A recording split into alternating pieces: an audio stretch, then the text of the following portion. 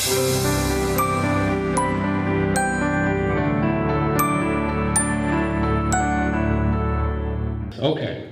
so in our final session for the day, we're going to talk about extraordinary sex. Now, my wife and I actually wrote a book entitled 7 Days of Extraordinary Sex. Where did that come from? Well, as a couple, we have our own organization called Couples Academy, and every year we do an annual challenge, if you will. One of them is 7 Days of Extraordinary Sex, because we have found that, many couples who say I do just stop having sex. And so we wanted to choose a week in the year and twice a year where couples would sign up for the challenge, and we've actually gotten international response. And couples from all over the world were like, yes, let's do it. And so the purpose of the 7-day challenge is to have sex for 7 days straight.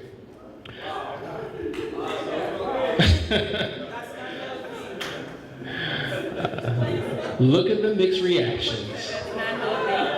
Not healthy. Actually, it's very healthy for you. Sex does have medicinal purposes. All right. And so, during the 7 days of extraordinary sex, each day has a different theme to it. So day 1 is May I Take Your Order sex. So in essence, Danielle and I created our own sex menu of all of the different things that we would do for each other, for sex. And so much like going to a restaurant and ordering your meal from the waiter, we became each other's server. We actually checked off on the sex menu what we wanted done and performed that evening, and we went to town and fulfilled it. And what's so great about that is oftentimes the things that are on your menu are things you wouldn't typically do in a normal sex session. So it brought creativity, it brought newness in, it brought a thrill and a passion in that may not be there in regular sexual interaction. So that was awesome. Day 2 is Wives Take the Lead. So it is the opportunity for the wife to create the scenario and do whatever it takes to please your husband. Now think about it. You're not thinking about the type of sex you want as a wife. You're thinking about the type of sex your husband wants, and you're giving him what he truly desires. Day 3, husbands take the lead. And it's not about you thinking about what you want as a husband in that sex session, but you're thinking about what will please your wife, and giving her in that particular day a sexual experience that takes her to the next level.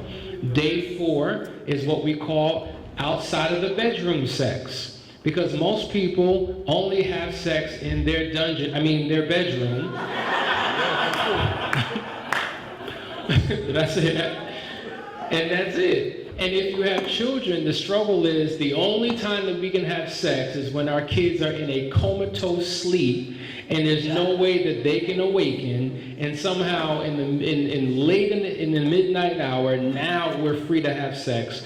And then what we do is we lock the door and put the towel under. We try to make the room soundproof, and all these different things to keep the kids from coming into the room and being out. So the bedroom, but what we encourage is for you to take sex outside of the bedroom. Go into the kitchen, go into the bathroom, go into the living room, get on the couch, get in front of the fireplace, go outside, go in your car, see, look at this, see these sexual prudes in the room.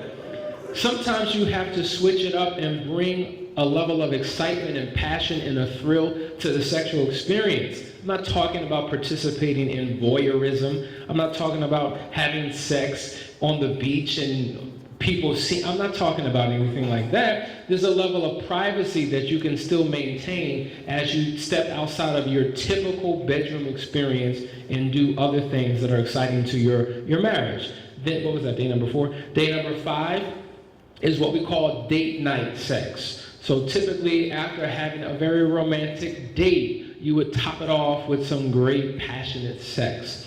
Day 6 is what we call, am I catching up? Did I skip a day? Role play sex. Oh yeah, that's right. Role play sex. That is when you play, maybe she takes on a personality, dresses up in a particular way, I do the same, and we participate in something that's creative, whether it be, teacher, student, nurse, patient, whatever it is, you're bringing an experience. Why y'all talking underneath you?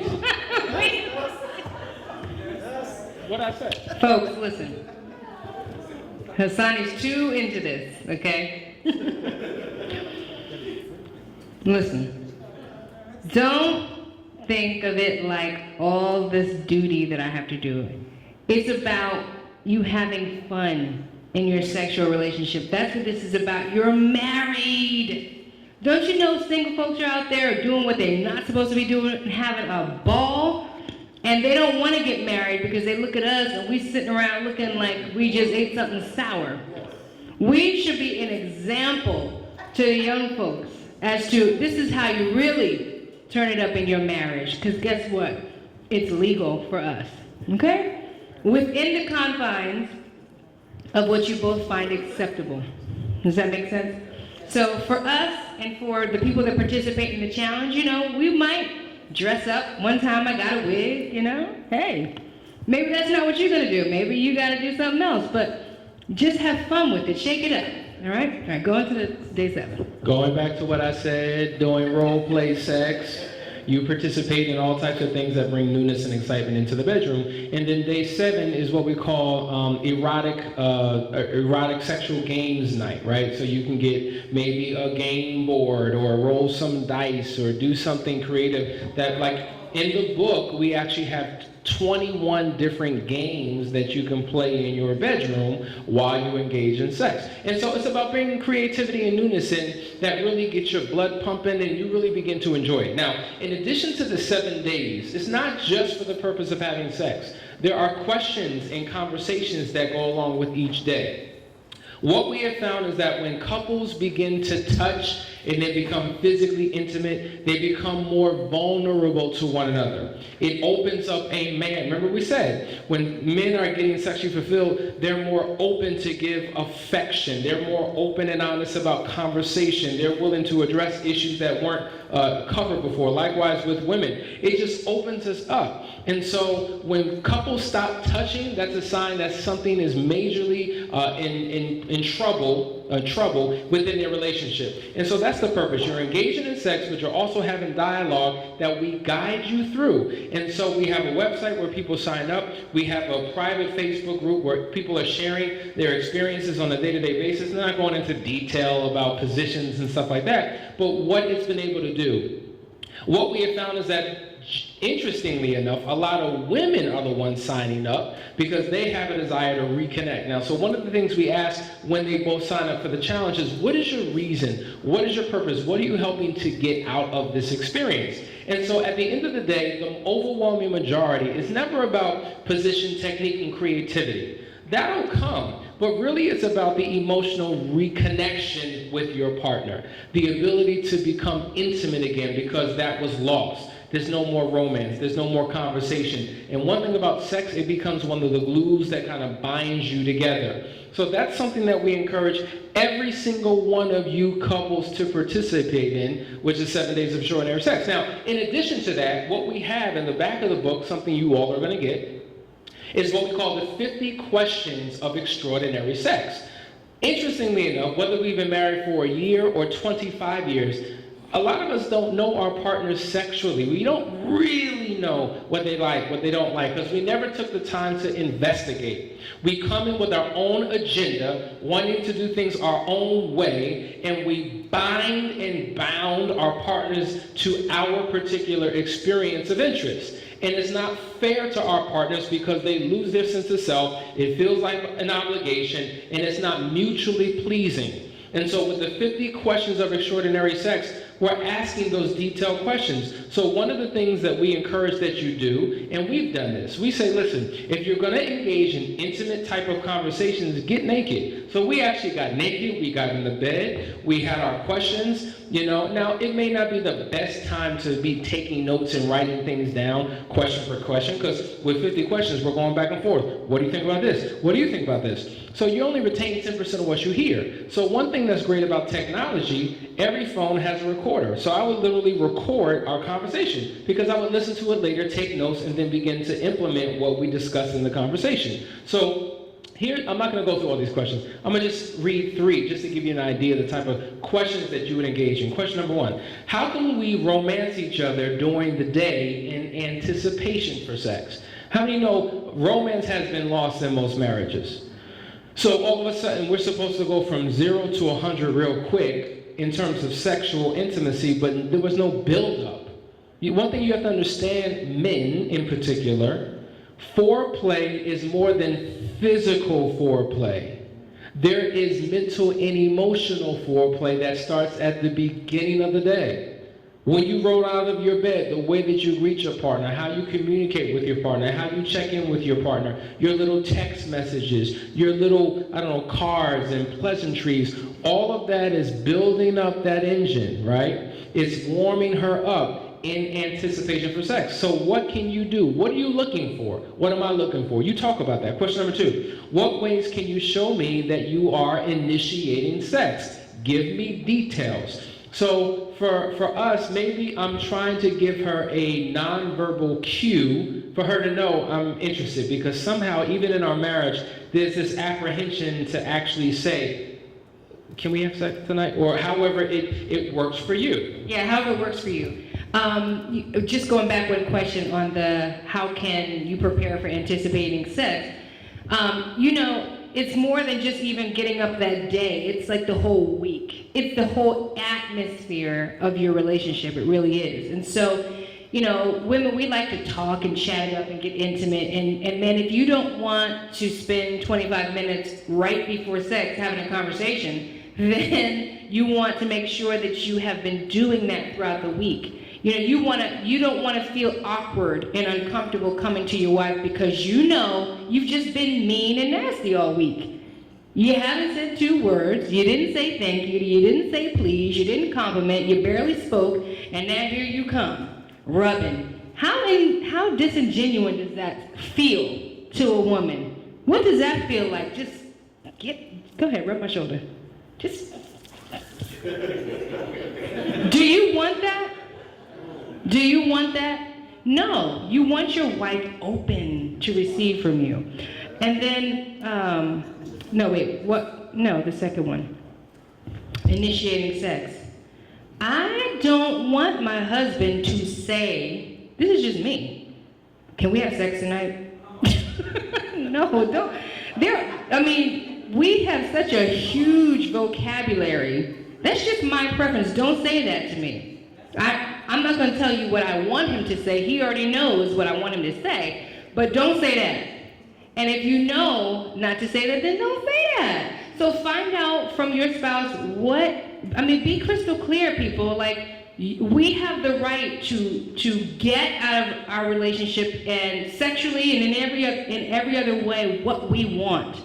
I don't feel any kind of way of saying, no, Hasani, I like this, not that. And you shouldn't. You should be open and you should be completely transparent with your spouse about what you like and don't like. And that brings me to the 3rd example of a question. What touches bring you to orgasm? That's important. Because if you're touching in all the wrong places and it's doing nothing for your partner, and now your partner is forced to fake it for your own ego, that means you're winning and they're losing, right? And so this is examples of what we're talking about. That's why you have to be open to having conversations that deal with this. So we're going to give you the questionnaire. It's getting hot in here. People are fanning and all uncomfortable and oh my God. That's right. Just let us talk, you listen, just nod inside your spirit because I know I'm speaking to your issues. But this is the challenge, and what we're finding is because you're not being vocal, you stop having sex, or the quality of your sex goes down, and we're transitioning into sexless marriages. By definition, a sexless marriage is a marriage that has sex 1 or less times per month, or 10 times a year. So it doesn't necessarily mean no sex, but very, very, very limited sex. One second. I just did a 3-day intensive with a couple. The woman, 34 years old. The man, 37 years old. They came to me and paid for this intensive because they wanted to save their marriage. They hadn't had sex in 18 months. And the reason why they know it was exactly 18 months is because their twin daughters are 18 months old. I'm going to just let that rest for a second. Major problem. So questions of infidelity creep up. Questions of sexual satisfaction creep up. Talk about emotionally disconnected. Oh, they were there. So these are some of the issues that we're going to be dealing with in this session. You had mentioned sexless marriage, and I wanted to piggyback on that and talk about faking it, because a lot of the reason why a woman, because men aren't faking it, right? Like, that's just not going to happen. If a man is not satisfied in getting to an orgasm, you will know about it. So it's the women that are faking it. And the reason that we're doing that is because we don't feel safe expressing that we're not satisfied. And that's on you, men. You've got to make it okay for your wife to say, hey, or, ask your wife, did you like this? Do you like that? Open up that dialogue for you to be able to say, yes, I like this, but you know what I would like better? It's also how you deliver it, ladies, delivering things in love, because men have ego, right? They don't want to hear that you don't completely, thoroughly, fully enjoy what they're doing to you. But it's your right to be able to express in love that I would prefer this, or you know what, when you do that, I know like 5 years ago I liked that, but I don't like that anymore. What I would like now is this. It's okay, we change. We don't like the same thing we liked 10 years ago.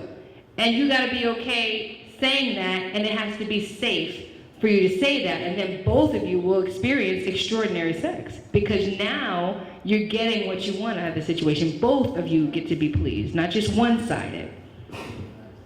So sex is a mutually beneficial physical interaction that you have with your partner. So yes, you always want to know, am I pleasing you? Because just because you have a tool doesn't mean you know how to use that tool. And so it's important to have those conversations with your partner. So we're seeing lots of sexless marriages today.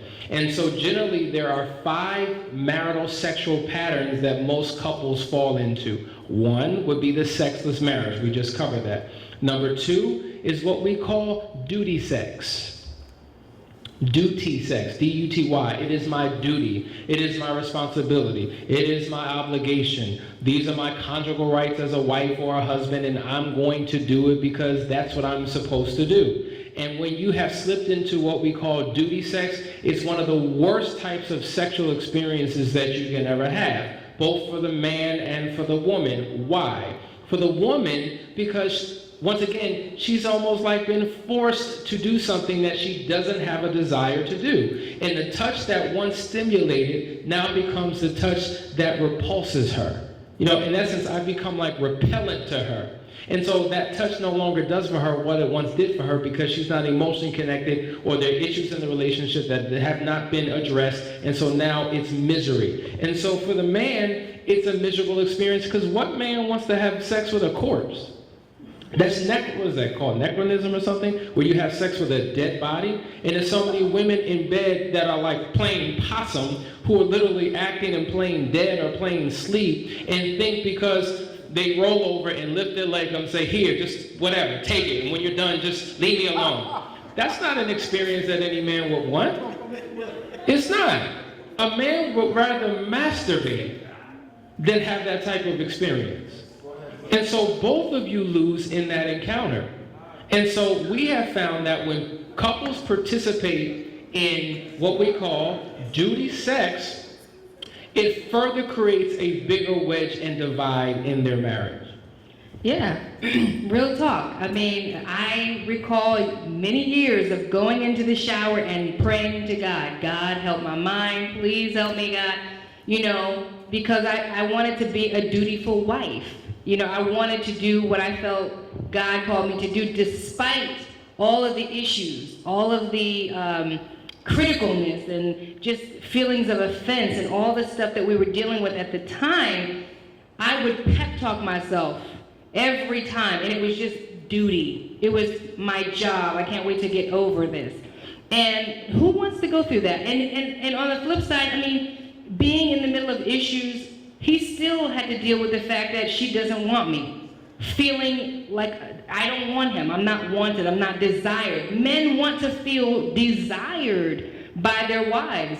Because I'm going to tell you something. There is some chick, some heifer, somewhere that will tell your husband the things that you want, that will pour into him on the job when he's out in the corner. You so handsome. Like your wife don't appreciate you. That chick is always there. It's our job to do that. So getting all the other things in order makes it that you can come together and not have sex and have these intimate encounters and feel that it's a duty and a job without passion, without desire.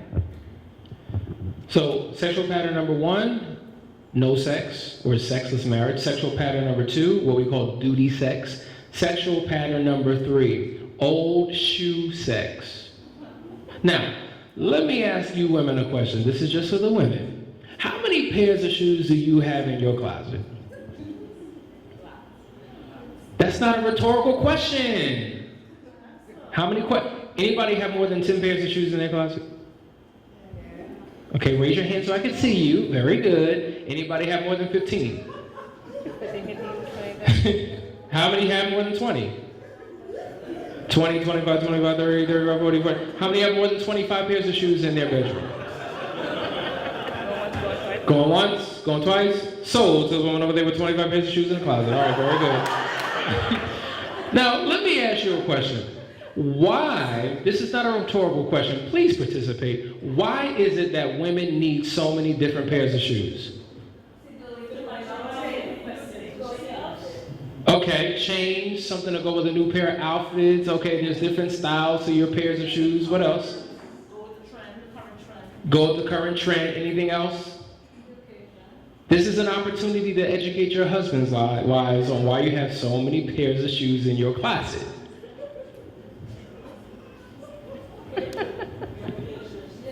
Different occasions, new experience. Okay, very good. Well, please share. I modeled them. Last time I modeled them, I got pregnant. What last time? Oh, wow, that's a new use for shoes.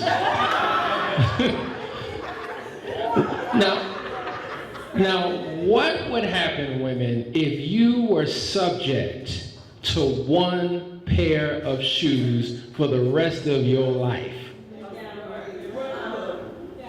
Some of you would commit suicide. One pair of shoes. What a boring, mundane life that would be if you had to wear the same pair of, say, open-toe flat sandals with everything that you have. It will be a miserable experience. Likewise, many of us participate in what we call old shoe sex. The sex is the same way every time. It's predictable. You know what's going to happen before it starts. It's the same place, same time, same position, same everything. And there's the example of what we talked about, how monogamy transitions into monotony. It becomes boring and predictable, and you want the thrill and the passion that you initially had, but everything is the same. No more newness. So in order to bring newness and the thrill in, you've got to bring in a new experience into that act. And because we don't do that, because we're rigid and because we have, issues, whether it stems from family upbringing or culture or religion or whatever the case may be, we are very specific in what it is that we do as good Christian women and good Christian men in a Christian marriage having Christian sex. And so we're going to talk about that. Old shoe sex. Then we have two great types of sexual patterns. One is called hot sex. Hot sex. Hot sex is that very physically engaged, swinging from the chandeliers, energetic, just fun, anticipating type of sexual experience that you can enjoy with your partner. And then the fifth type of sexual pattern is what we call gourmet sex. Now, anybody ever been to a really, really nice restaurant before? Where they paid attention to detail, and you may have had a 3-course, 4-course, possibly 5-course meal, and they slowly come out and they pour the wine or the apple sparkling cider, whatever you drink, and then they come out with the salad, and then they come out with the appetizer, and then the main course, and then the dessert, and they're always checking in on you, and they're very meticulous, and they're very detailed, and sometimes that's what we call a great dining experience. Well, that's what we want in sex as well. That's what we consider gourmet sex, where you take your time, you're very detailed, you cover every aspect of his and her body. It's not a quick fix, slam bam, thank you man type of experience. You begin to explore each other, bringing sensual satisfaction to your partner. So hot sex and gourmet sex will be the good sexual patterns versus no sex, old shoe sex, and duty sex being bad sexual patterns. So when it comes into the 4 purposes of sex, it's important that we understand the 4 purposes of your sexual experience. Purpose number 1, obvious, procreation. So women, get yourself a new pair of shoes if you want to get pregnant, because obviously wearing shoes works. Modeling shoes will get you pregnant. Procreation.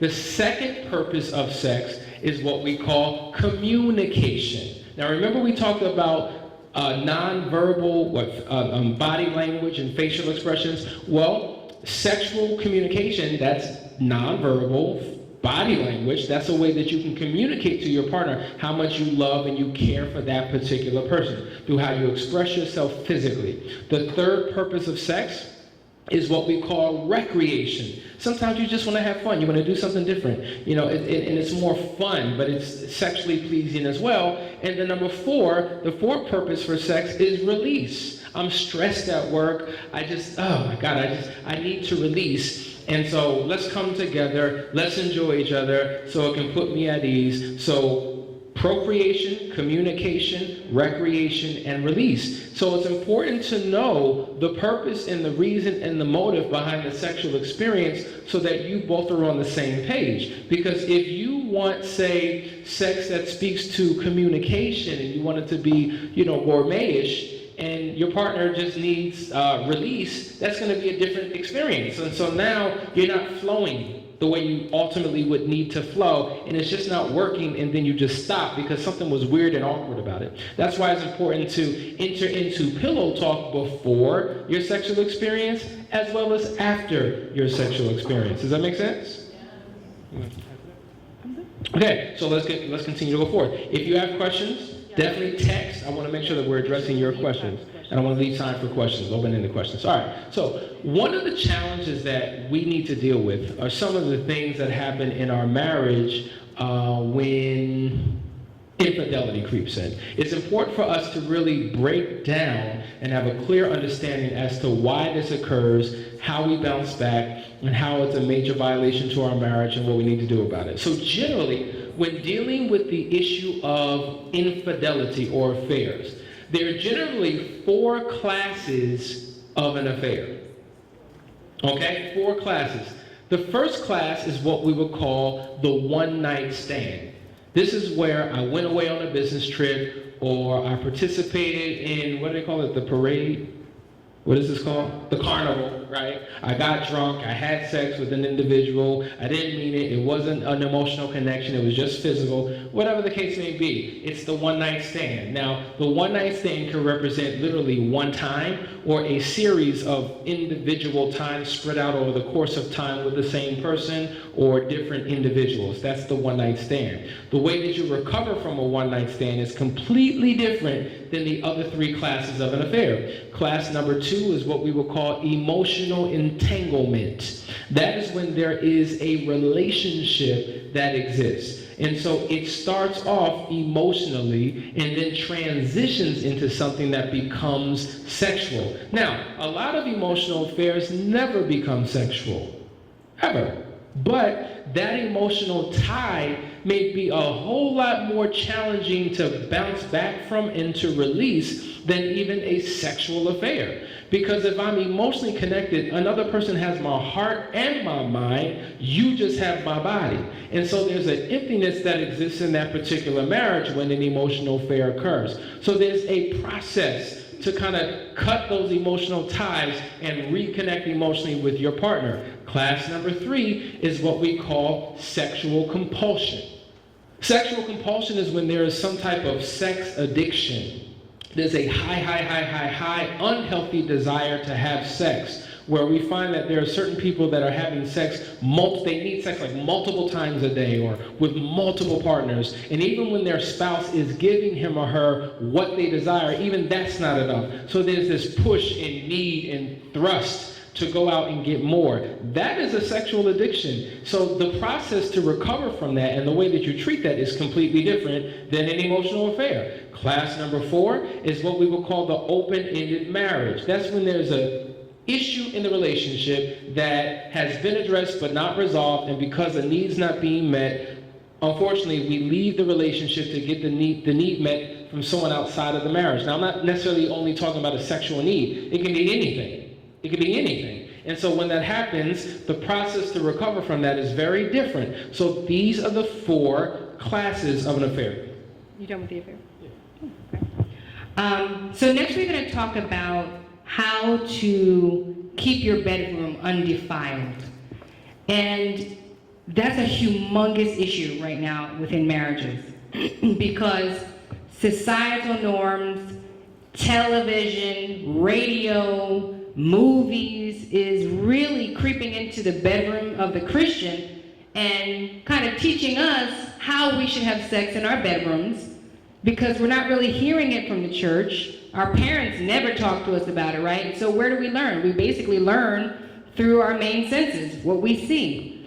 You got pornography that some men and women are addicted to that's really causing major issues. Somebody emailed me the other day and she said, you know, I'm really having some major insecurities about my vagina because the vaginas that you see on TV, my vagina doesn't look like that. And the fact is that when you see pornography or anything like that, a lot of these people that are on TV that are showing their body parts like that, that's not natural. They have Libido surgery, they have their vaginas cut and sewn up to look like a child's vagina. You know, that is not reality. And your wife's body was never meant to look like the body of a video vixen. Okay, let's just keep it real. And so what you have is you have, unfortunately, a lot of husbands and wives in some cases that have expectations unmet, but they are stemmed from unrealistic expectations. And so, you know, one of the issues that comes up often is, you know, what's okay in the bedroom, what's ungodly and what's, you know, godly. What does God say about this form of sex? And one of the main things that Hasani and I always discuss with couples is that what you guys define in your bedroom as okay is okay if you're both okay. This is where negotiation comes into play. Because based on your family marinade, what your beliefs are, what your experiences were, you know, you might have certain beliefs or ideas about sexual practices that don't come from a great place. You know, somebody that was molested or raped may have real intimacy issues. They just have a real problem being touched in a certain way, or a certain sexual act that their husband desires feels unclean, dirty, you know, wrong, brings back memories of that abuse. And so those are greater issues that need to be worked out, because you don't want to hold your partner hostage to your issues, right? We all want to become better people. We want to heal from our past wounds. But you need to come together and negotiate those things that are going to be acceptable within your relationship. You know, Let's take anal sex for an example. I can't tell you that anal sex is a sin and you're going to hell if you do anal sex. It's a big conversation within a church. Why? Because it's everywhere. It's the thing to do. And you make the decision as to what you should do in your home. But what I can say is what I like to talk about is, what was God's original plan? What was it, when you think about your vagina and how a hole this big can put a baby out that big, a 10-pound baby, and nothing gets broken, you know that that was God's plan. He created the vagina to have babies and to have intercourse. That makes sense. With anal sex, damage can take place. With irreplaceable damage can take place. So we know that that's not necessarily God's plan. He did not create the anus for intercourse. Can we agree with that? Amen. Okay. However, in your home, in your bed, the Bible says that the marriage bed is undefiled. So I can't judge what you're doing in your home. But be mindful of what God's plan is. Look at all of the details go through the Bible, examine your body, find the scriptures to see what God's plan was for sex and your marriage when you come to negotiate with your spouse. Because you don't want to hold each other hostage to a desire that may not have been God's plan and that one of them might have an affinity against. And just keeping it real, listen, if you have to have all types of creams and, stimulants and butt plugs now you've got to plug up a hole that doesn't shrink back to its normal size because it's been penetrated unnaturally, and now you have, all types of other issues that are long lasting, that's an issue. And so, right, there is the moral aspect, but then there's the biological aspect that you've got to deal with. And that kind of takes me right back to the porn thing, because a lot of us are allowing pornography to influence what we do in the bedroom. There was a phenomenal book, and I'm always going to reference great books because I'm a reader. But there was a phenomenal book entitled Why Black Men Go to Brazil for Sex. And it was talking about how there was a large, overwhelming, growing number of African American men in the States who were going to Brazil and engaging in sex with these prostitutes. Well, why would they do that? Why not get from their wife what they're going to Brazil for? Well, they weren't getting from their wife what they were going to Brazil for, and that's why they were going to Brazil. But in addition to the sexual experience, it was the girlfriend experience that they were getting as well that had them fly hundreds of miles and spend thousands of dollars for some quick sexual experience. But a lot of that was based upon the imagery, right, that is being displayed for men on a daily basis. Think about it. If all you do is watch porn and you see a woman who is hot and ready in 2.3 seconds, and the first 25 minutes is a woman performing oral sex on a man, and then you flip her over and then you poke her in all different types of positions and she's screaming and she's panting, that is our concept of what sex should look like. So now we bring those high, unrealistic expectations into our bedroom, and now we're comparing some creation of a woman, because most of the video vixens that you see, those aren't even their real bodies. They've had all types of surgery to look the way that they do. When you flip through magazines, all of that is what? That's airbrushing, that's Photoshop, right? All the surgeries that these women go through to look the way they look, all of the uncomfortable positions that they get in and pose in to take these sexy pictures. You're saying, well, my wife should normally do what I see on television, online, and in these magazines, and it is not realistic. And so now you're dealing with real issues. You're dealing with, hair that's out of place. You're dealing with varicose veins. You're dealing with, a woman that may be heavier than the typical skin twig that you see, in a sex video. And so now you lose a natural attraction for your spouse because of some created fictitious image created for you that doesn't serve you. And if you have nothing but a woman constantly pleasing a man, now you enter into your sexual act selfish. Now your job is to serve me, to please me, get out on your knees and perform, and then I'll think about giving you what you need. So it's very selfish, it's self-centered.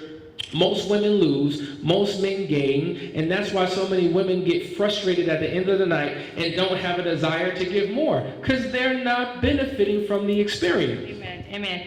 It's about balancing all of that and just having fulfilling sex within your marriage. We're not saying that you should not strive to be your best self, have your best body, and all of that. But what we're saying is that pornography is an addictive habit, and statistically it is proven that people that are addicted to pornography are horrible lovers. They're horrible lovers, and it creates an insatiable desire that cannot be quenched. So you're constantly wanting more, bigger, better, and it becomes even more difficult to satisfy you, more difficult for you to come to an orgasm. So pornography in and of itself destroys the sexual relationship between you and your spouse. So this is why we bring to the table the 7 days of extraordinary sex and things like that. Because when we're, inundated with the media and all this sex stuff that we see on television, and there's nobody giving you balance to it, we have all these ideas of what it should be, and we're not even doing the basics. We're not even saying good morning to you. We're not even, holding hands anymore. We're not even kissing anymore. We're not even touching anymore. But we've got all these images and visions on TV where people are just hot and heavy and sexy and want to get it on 24 hours a day. It's not reality. So we need to bring things back down to reality for us, for the Christian family, and get down to the basics and get rid of all of this secular sexual ideology, because that's what's coming into the home. I mean, laws come into place. They just legalized gay marriage across the board in the U.S. I'm sure everybody's heard of that. You can't do anything about what the government is doing. That's going to always change. They're going to keep getting more and more carnal every day. But the Word of God doesn't change. And so we've got to govern our lives based on that.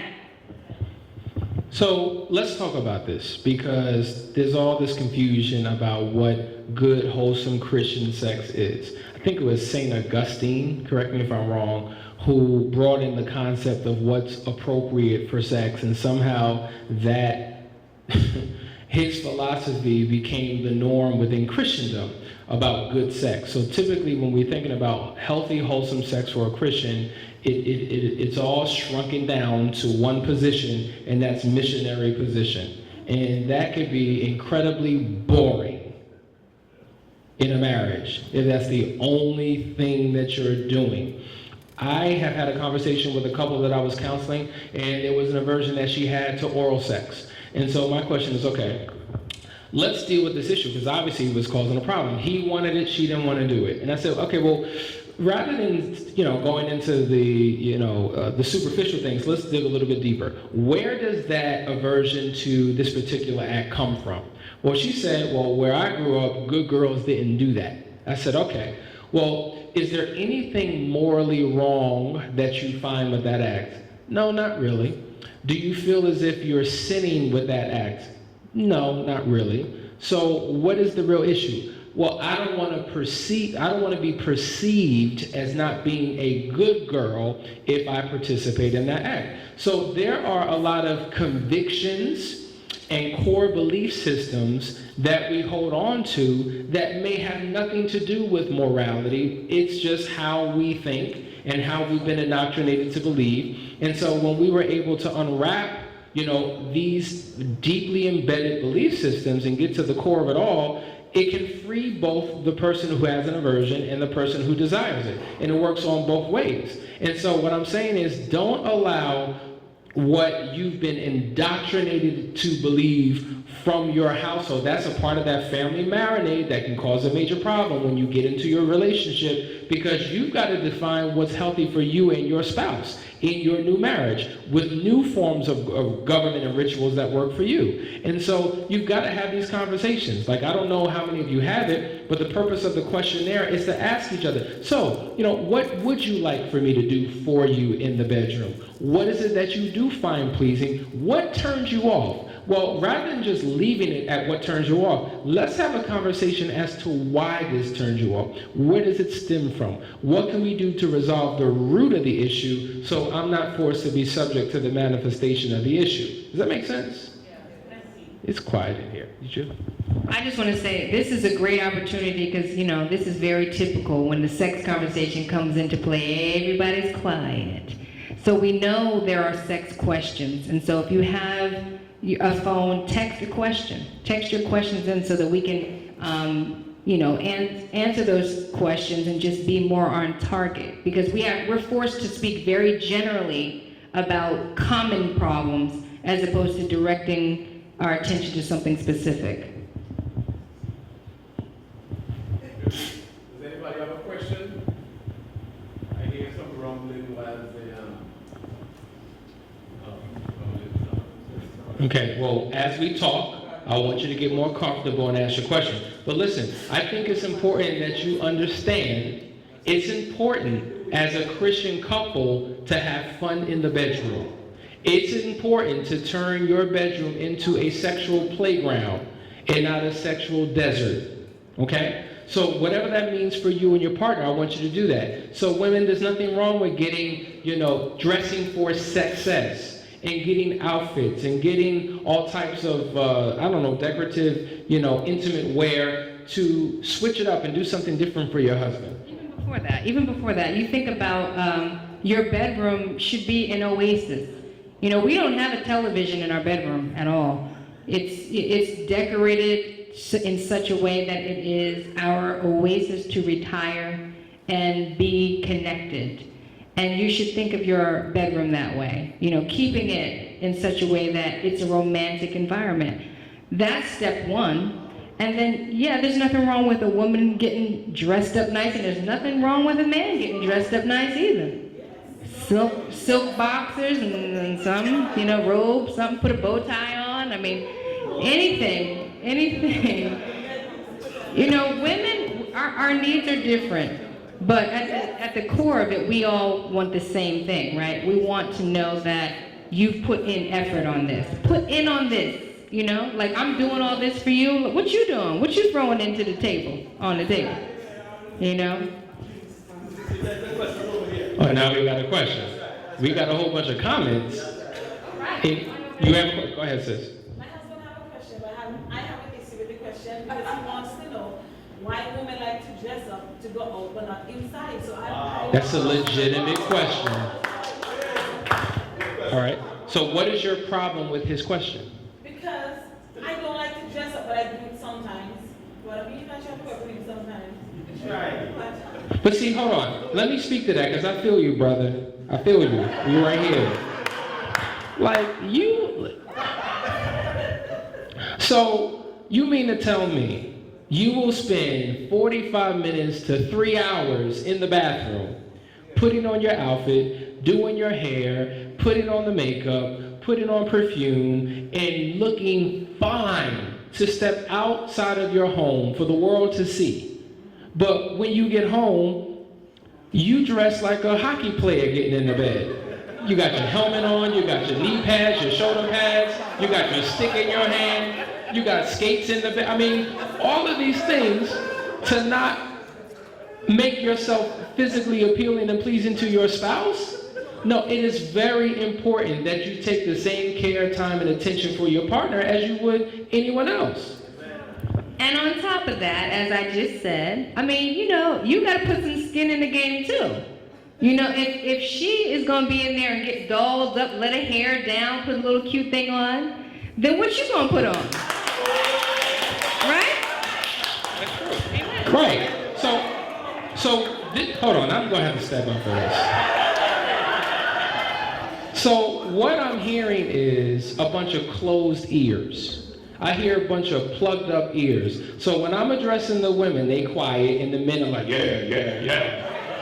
And when I'm talking to the men, they tune deaf ear, and women are, So remember we said yesterday, whatever you hear is for you. Because if you up here talking about, I'm glad he heard you say that. That's exactly what I've been saying the whole time. Now, you just redirected the message that was meant for you onto your partner, and nobody changes. So what can you do when you get back home when it comes to your dress? I asked her, what do you want me to wear? What do you want me to do? She'll tell me, why don't you get this? Why don't you do that? Why don't you put some lotion on? Put some, or something. That's the basics, right? So when you begin to think about it, why would you not want to take the time to ask your spouse what they want that's going to make the experience good for them? That's what you want to do. If that means going out and getting some sex furniture, get some sex furniture and bring it into your household. Because maybe the bed is not the only place that you can enjoy sex. Don't you know that you can actually purchase sex furniture?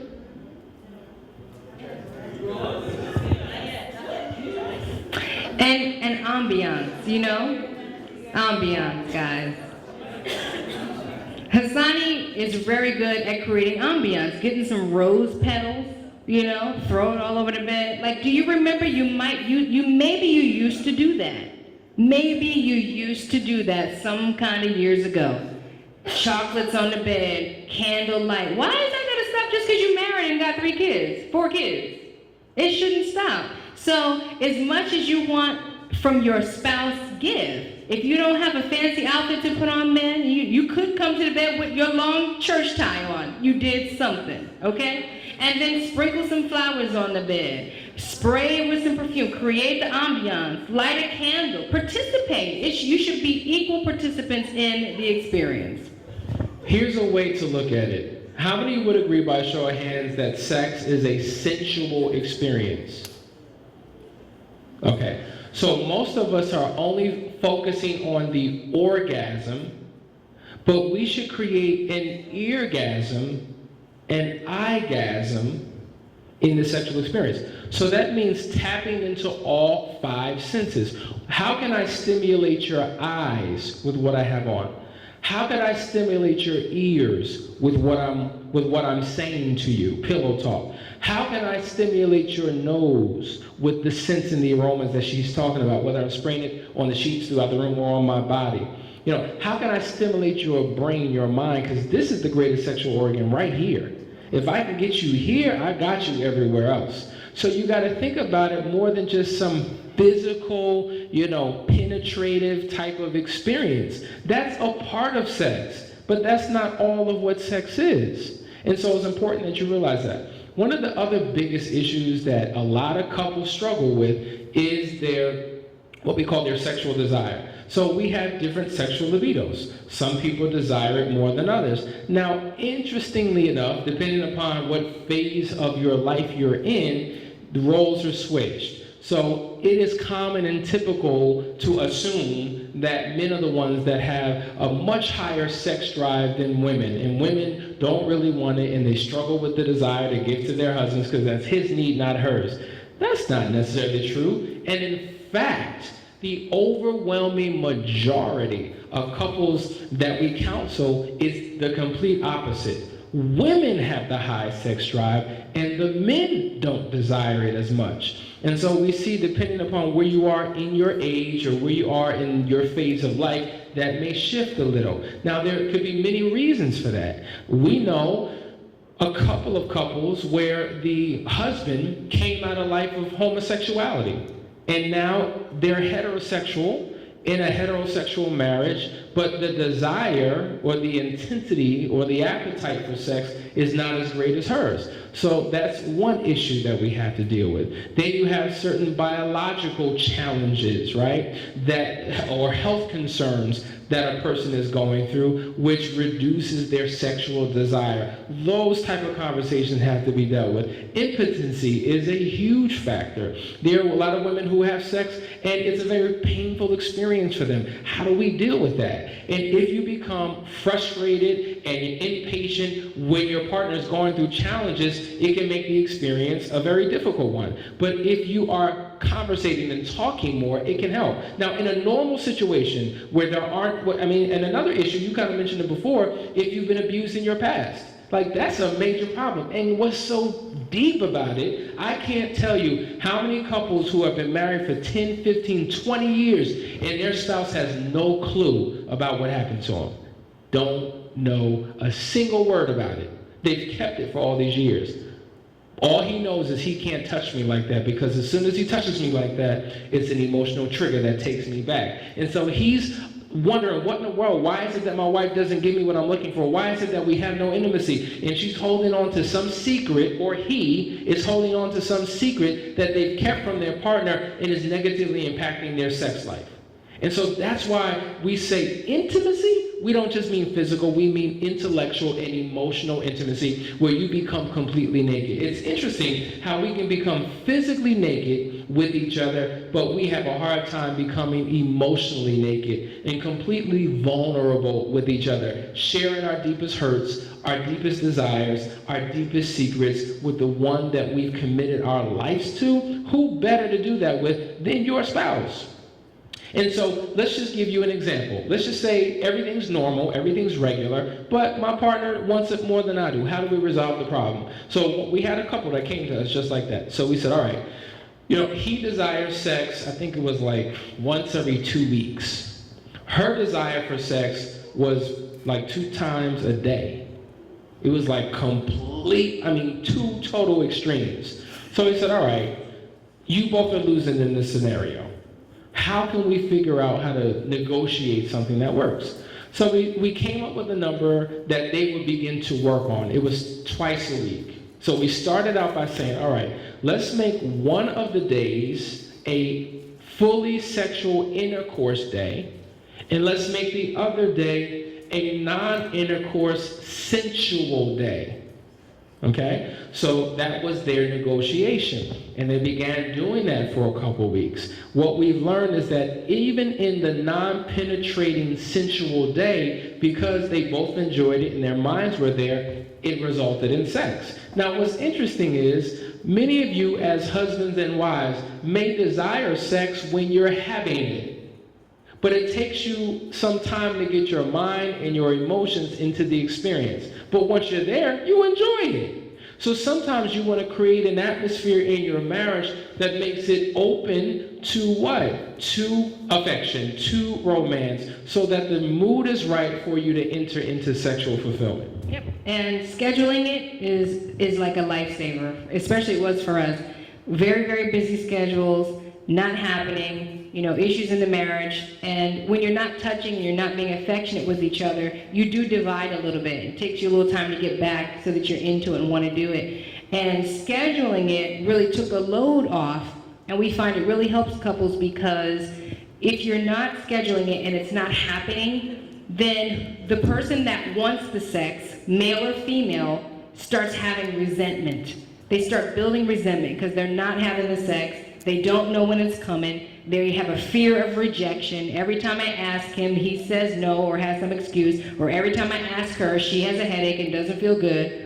But when it's scheduled, there's no more need to anticipate, is it going to happen tonight? Should I ask her tonight? Is she going to be okay or is he going to be okay? It's on the schedule so that both of you have an opportunity to mentally, emotionally, and physically prepare for the encounter. So it takes a lot of stress off. I know for me, because there was an expectation of sex, because I was not the one that desired the sex all the time, it was him. He had a higher sex drive than me, so it wasn't happening, and there was a tension. I would try to avoid, I didn't want to be bothered, I would look at him, I'm going to bed early, trying to avoid, because the expectation was there, and I didn't want it. But once the schedule was in place, and I know, okay, on Wednesday, we're gonna have sex, and we have all these other things in place, the non-touch day, the non-touch day is key for me. If you like physical attention and touch, but you don't want to feel like every time you touch me, it's going to lead to sex, that's a safe day. Because you are free to touch, hug, cuddle, kiss, be affectionate in every way. And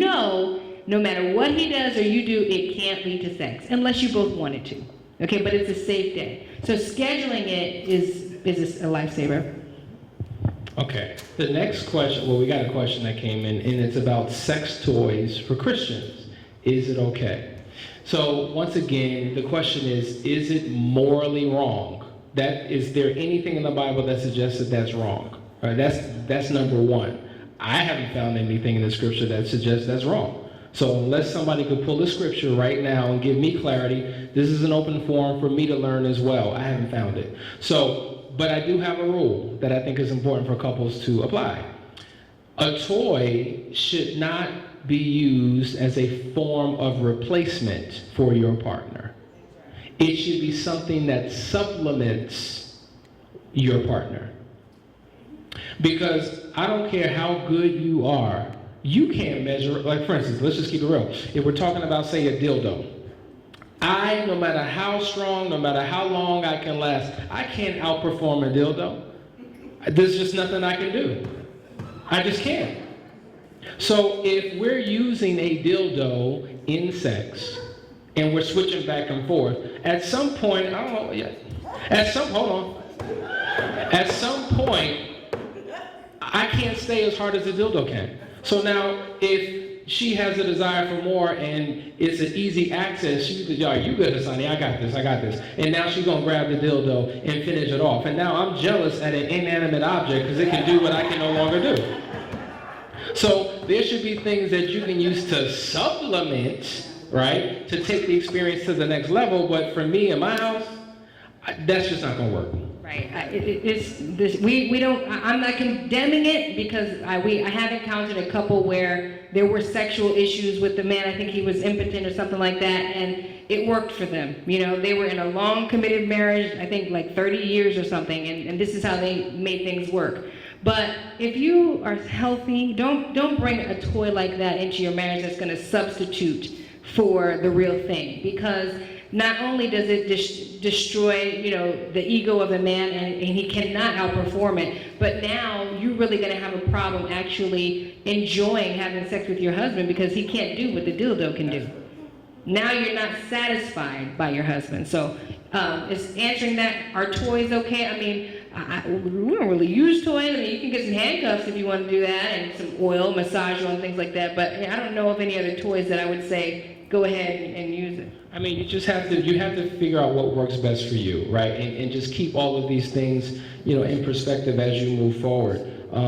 Certain things can work, certain things can't work. But I think as long as you're open and honest with your partner and you're willing to explore. Now listen, there may be certain things that you have an issue with, but you're willing to give it a try. It's just to say that you've tried it. And you might be quite surprised. You may enjoy it. And if that works for you and your partner, then do it. The one thing you should stay away from is doing things that imprison your partner, that degrade your partner, and make them feel bad. Now, I will say balancing that out, whatever their issues may be, it's important to delve into it rather than saying, I just don't like it. And I don't want to talk about it. That's just what it is. That's unfair to your partner because they may want to experience things that you're not willing to experience, and you're not willing to dig a little bit deep to really deal with the root issue. And so I think if you're open and transparent, you can overcome many of these problems. Remember I said, there's really not a sex problem. It's your inability to effectively communicate in your relationship that causes the problem. Another question was about the bedroom. Should it be a no kids zone? Ideally, it should be a no kids zone. I can't tell you how many couples struggle. Let me tell you something. I'm reading the body language. I can see it. But I have a couple right now who they are on the verge of divorce because she has children by a previous marriage. Now she's with, the gentleman, they're together, and those are her kids, right? So the kids are young, 2 to 5 years old. And so every single night, they sleep in a bed with them. Every single night. So literally, they're in the physical bed. They become the divider and the border between the husband and the wife in the bedroom. He is livid. She doesn't realize that's unhealthy. Even when they're not in the physical bed, they have to somehow be physically close and present inside the bedroom. Now, how would that impact their level of intimacy? Tremendously so. His thing is, these kids got to get out this room. This should be a safe zone. They should not come up in this piece. And her thing is, well, no, these are my kids. I'm going to protect them. I don't feel safe with them being in another room. So now we've allowed the children to become a love buster in the marriage, and now we have issues. So from my perspective, from our perspective, kids should not be allowed in the bedroom. I mean, there are extenuating circumstances, but you got to make a transition out. That's just not happening up in here. I see a question in the back. Your hand went up, sis? Question? Back to the issue of infidelity. My husband and I would just like to share. I guess, I don't know how much of us here are Christians, but we are born again believers, and we stand firmly on God's word. We are married for 5 years. I have 5 children. I don't have any children with my husband. He has an injury where he has steel in his back and everything. So he was once impotent. In dating, I found out that he was impotent. And in seeking God, I said to people all the time, I know God is real. Because in seeking God for a husband, and God gave me this man, I said, God, you cannot give me a young woman, a husband that is impotent. You know, and I can remember going into prayer and fasting, and I fought with God. I literally fight, you know, and every time I go before God, I hear God say, that's your husband, you know, and I don't know, maybe I can pinpoint maybe 2 out of 2 here, as a, you know, maybe 2 persons here will know my past experience where I'm coming out of an abusive relationship and what's that. So it was not something designed for me. So I went before God seeking for a husband. And in hearing God say, this is your husband, then hearing people say, you're going to marry a man that is impotent, that cannot be of God. But I know what God says to me. You know, and we talk about it and we discuss and, you know, and we prayed about it and he said, God said, you are my wife. I said, okay. God said that you are my husband. So if we're going to accept what God said, then we're going to have to trust God and depend on God to work for us. In praying and fasting, I said, God, if this is of you, you're going to have to fix my husband for me because I am a young woman and I don't desire to go outside of my marriage for the comfort that I need of a husband sexually. And I tell you folks, I see God work for us. The situation is still there now and then. But when we come into an agreement, because 3 months, 2 months, nothing happened. But I don't desire to go outside because I know God gave me my husband. So it goes back again to the word of God. 2 cannot walk together unless they are in agreement. And I said, baby, I don't desire to go anywhere. You are my husband. And if God said you are my husband, God will have to work for us. And every time we come into agreement with this thing, it works. And we enjoy it. Yes. We enjoy it. And we make the problem is still there, but I still don't go. I am not doubting God for 1 second, and I'm not pushing my husband aside. I support him. And I know there are times when he desired to have me, but nothing just working. And I said, baby, it's okay. Because when nothing is working for him, it is not working for me. Amen. And once I have that feeling, I know something is going to happen. Yes. So I'm just saying, God is real. Yes, he is. And no matter the situation, if you know God bless you with this person, if you know it is designed and ordained by God, there is nothing too hard for God to do. There you go. Perfect example. But why fight it? It is God's word. So let me give. God gives me him. He's going to have to work him for me. Yeah. Awesome. Give her a round of applause, everybody. Thank you. Let me just speak to this. When we first got married, I had my bachelor party. So my boys put the bachelor party together, and they gave me. Now I didn't need it because I just didn't need it, but they gave me these last 6 hour pills that you take to make you extra hard and. What? I'll get there. Okay, all right. I saw that. Hold on. Wait. Hold on. So we didn't engage in sex before we got married. We never experienced each other. So when I got these pills, I'm like, okay, cool, they enhance. It's not like I was looking for some prescription, I just got them. And it worked. I mean, it worked too well because it worked and then all of a sudden it had an adverse effect. So for like about a month or so, I couldn't get it up. It was like somehow there was something in there that caused a major problem. So now I'm new in my marriage, a month and 2 in, having to go to the urologist to correct what these cheap from the corner store sex pills or whatever we're supposed to do, and it didn't work. So that's a struggle that we had in our marriage. I'm like, why in the world am I going through this? So I had to get a prescription, and then thank God it reversed. So that experience is very real. It can happen in the beginning, in the middle, or towards, the more mature part of your marriage, but you just, as long as you're communicating, she was patient with me. It was frustrating for me as a man. And so we had to deal with that. And that's why I say, when you have open and honest communication, when you share your heart, because if men base their manhood on things like that, it's almost like an attack on a person's manhood and how he perceives himself. So because we had open and honest communication, we were able to overcome that issue. So going to a urologist, remaining in prayer, open and honest in your communication, you can overcome any issue that you deal with. Let me go to another question here. And thank you for sharing that, because I think that testimony probably helped a few people in this room here today, so thank you for that. Let me go to this next question. There's a question about, what if my wife doesn't want to dress up in the bedroom because they think it's ungodly? Well, if it's ungodly to dress up in the bedroom, go to work naked.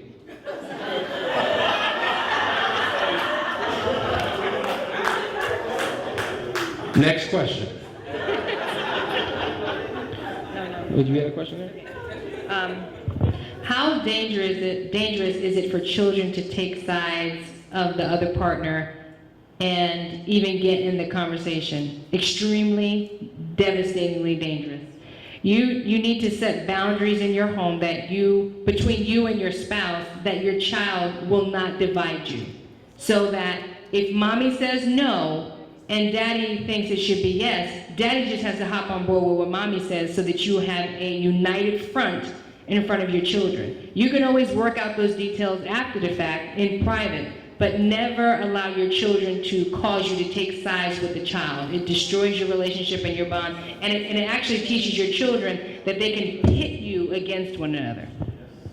Yeah, we generally have done very well with that. There were a couple of times where we didn't do it, and it didn't work out, and we wound up getting into conflict because we were like, why would you cross me in front of the children? You just created division that now they can manipulate. So we've struggled with that, but we had to get on the same page. And so rules of engagement when communicating is key. There was another question. You want to do that one? I'm sorry, give me 1 second, folks. That one. What throws you back? Oh, these are more communication questions from the previous sessions. So before I get here, are there any other sex questions that you have? Go ahead, sis. My question is, how would you advise a couple who is going through a negotiation process to approach sex? Is it an obligation of the other spouse to do not initiate? Or would you recommend a negotiation process to be completed so that sex would be mutually satisfying for both parties? Just repeat the latter part of your question. Would you recommend a negotiation process to be completed so that sex would be mutually satisfying? Oh yeah, that you complete the actual negotiation? Absolutely, absolutely. The form that I'm going to give you is a very simple form, and it doesn't take long to do. Now, go ahead. When I said negotiation process, for example, there is a situation in the marriage that has it brings about tension and trying to sort it out. There's some difficult situation, and it might bring some tension where maybe the wife does not feel like having sex with her husband. Would you recommend it work it out first and then have sex, or would you recommend? I see what you're saying. Yeah. I see what you're saying. See, now this is where we become very discriminatory when it comes to Scripture. See, we obey Scripture that works for us.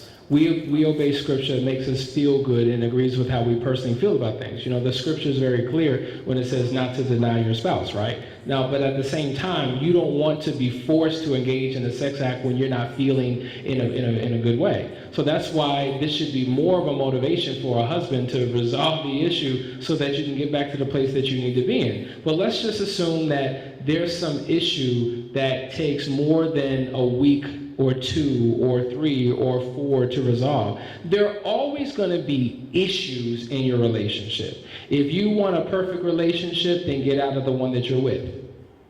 Because as long as you're in it, it's no longer going to be perfect, because we bring our imperfections into our relationships. So there are going to be issues that you're constantly going to be working through. Now, there are some hard pressing, impending, disastrous issues that need to be addressed, and then there are those, things, those annoying type of issues that every time it comes up, it creates a problem. But I wouldn't want you to completely shut down the sexual experience because every issue is not resolved. Because I've heard many men say, okay, well, fine, until we resolve this issue, I'm not fixing a car, I'm not taking out the garbage, I'm not bringing home money to provide for the household, I'm not going to fulfill my role and responsibility as a husband until this issue is resolved. You got to look at it from that perspective. So we both have a role. I don't want to get into duty sex where you're doing things out of obligation, but what I am saying is in order to have a healthy relationship as you work through your problems, maybe you're not doing that as frequently, but maybe before having sex, start to have those conversations. Do whatever it takes. See, I think that most couples aren't really willing to fight for what they want in their marriage. They're not willing to fight for their marriage. So they rather have a sexless marriage. They rather have issues that aren't addressed. They rather have all these issues than dig deep and get it done. And that's what examples like this retreat and personal counseling is for. Not everything's going to be covered in this day. Some people need one-on-one counseling. Some people need intensives. Some people need to step out and read a book and get the solution to your problem. And remember when I said it's good to have a marriage mentor? Whatever your issue is, stop talking to people who share your problem. Talk to people who represent your solution. That's what gets us in trouble. So my marriage is miserable, and I'm going to pour out to another miserable man in his marriage. What in the world advice is he going to give me? I want to go to somebody who has my answer. And if we stop going to the wrong, the number one question is 4 rules that I live by. I'm only going to share one with you. Rule number 1, who do you listen to? Who do you listen to people who have what you want and who have been where you've been? Because they can relate to you. So whatever the issue is, do your best to resolve it. But I certainly wouldn't shut down as a rule your body from your partner until every single issue is addressed, unless it's some major violation that's just really impacting the marriage in a negative way. I would agree, but I also would say that this is a great starting place to go home and work out a negotiation. Like we had said, we had a negotiation sheet, and we got naked, and we went through all the 50 questions, and I like this, I don't like that, and we got a chance. It was fun, and so if there are issues where you're looking to be pleased in a certain way or you want a certain solution, nothing wrong with going home from this experience and saying, hey, let's negotiate this thing out and work all these details out so that we're both satisfied. Nothing wrong with that at all. Who else has a question? We've got 5 minutes. We want to make sure that we're giving you as much as we can give you today. You want to read one of your questions? These are not sex questions. But these aren't sex questions. Any other questions regarding sex? Do you feel like you've gotten every issue regarding sexuality addressed, or are you still leaving out unclear, unsure, confused with your issue not being addressed? You can ask a question that somebody else may be experiencing that has nothing to do with you, because you know it's an issue amongst married couples. Anyone? Okay, I know there was a question that came in a bit earlier, and I know many of us here have young children, and sometimes it's not always very easy to create that little safe zone, because if you have busy kids like mine, any zone is any zone for them. So I just want to throw it out and have them answer, because I can remember my little daughter her having to be participating in a school, and she had a red house, and she found one of our red stuff. And she said, Mommy, I can tie this on my head. So Mommy had to quickly grab it and say, give that to me. So it's not always a safe zone, because the kids are in all zones. So if you could share with us, Yeah. how Yeah, so Friday night, as she said, we have days that we've scheduled because I'm out of town or because we're busy working late or whatever. So we know, okay, Friday night's the night, we typically will go out on a date, and when we come back from the date, boom, that's when we engage. And so we prep the kids just like we prep ourselves. We don't prep them to say, listen, we're gonna be intimate, stay out. But no, we wind them down earlier. We may make sure that they're exhausted on that particular day, so there's no way that they can wake up in the middle of the night. We give them hardcore, I will kill you now if you step outside of the bedroom rules.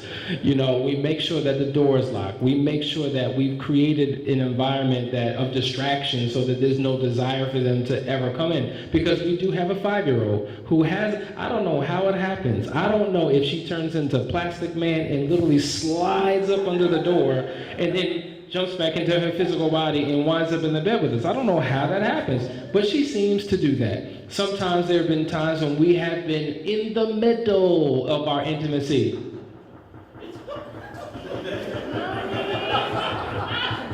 And I'm just like, right.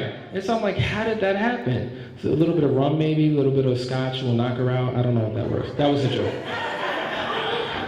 Well, and Hasani and I, we don't really hide that we're in love from our kids. And we've got, our oldest is 11, and so, they see stuff. They've come into my room and seen lingerie and things, and they're like, Mommy and Daddy, y'all are nasty, But that's okay, because it's in a healthy environment. They need to know that their parents are in love, and I take it as an opportunity to teach them and say, hey, this is what people, yeah, these are Mommy's fancy panties, Mommy's got fancy panties, yeah, and that's what you do when you're married and in love, and one day when you have a husband, you have some fancy panties too, now give me those, So it's not like I make it a shameful thing, I'm really real with them. But yeah, set those boundaries. I mean, our kids in and out of our room looking for stuff all the time, but when it's time, when this is the day that you're gonna be intimate, you shut them down as best as you can, right? And get them to bed early so that it can be all about you. That's how we do it. Or we get a babysitter and just leave.